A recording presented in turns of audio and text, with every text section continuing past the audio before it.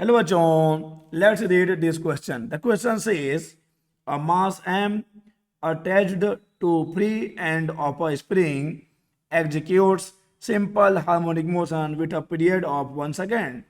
If the mass is increased by 3 kg, the period of oscillation increases by 1 second. The value of mass M is in kg. तो चलिए सबसे पहले लिख लेते हैं key concept and the key concept for this question is simple harmonic motion.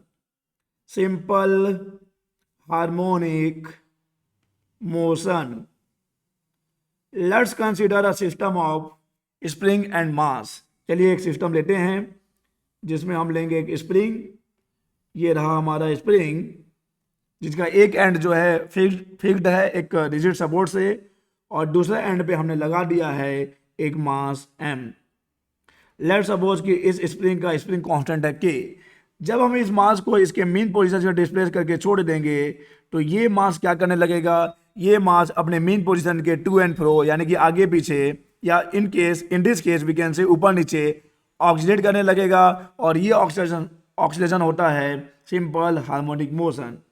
And we know that for this system or in this case the time period is given by capital T is equal to 2 pi root over m by k, where m is the mass and k is the spring constant. तो चलिए इसी concept को use करेंगे और question को solve करेंगे. तो question में दो केस है. पहला केस जब मास कितना है m है, तो let's suppose in this case the time period is t. तो इस केस में टाइम पीरियड हो जाएगा 2 pi root over m by k जो कि गिवन है 1 सेकेंड का.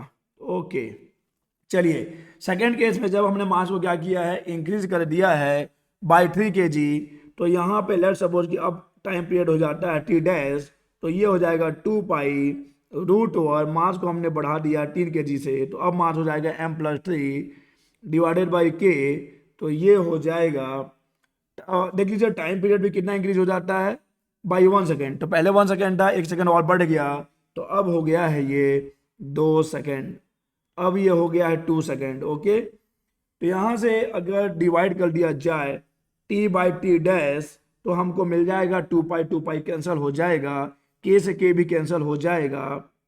तो हमको मिल जाएगा, देख लीजिए m डिवाइडेड बाई m+3 मिल जाएगा, m डिवाइडेड बाई m+3. तो पहले टाइम पीरियड था 1 सेकेंड, अब टाइम पीरियड हो गया था 2 सेकेंड. तो अब यहाँ से इसको सॉल्व कर लेते हैं. दोनों साइड में जब स्क्वायर करेंगे तो ये हो जाएगा m डिवाइडेड बाई m+3 और ये हो जाएगा 1/4. तो हमको मिल जाएगा 4m is equal to m+3. 4m is equal to आ जाएगा m+3. तो यहाँ से देख लीजिए इधर आके मास हो जाएगा 4m minus m is equal to 3. So ये आ गया 3m, तो ये हो गया 3. तो m की वैल्यू आ जाएगी 1 kg. m is equal to 1 kg. So the correct option for this question is not option, यहाँ पे करेक्ट आंसर इज m जो है, यहाँ पे ऑप्शंस नहीं है. तो m इज इक्वल टू हो जाएगा 1 kg. तो m की वैल्यू आ गई 1 kg और हमको यही तो पता करना था. The value of m is 1 kg.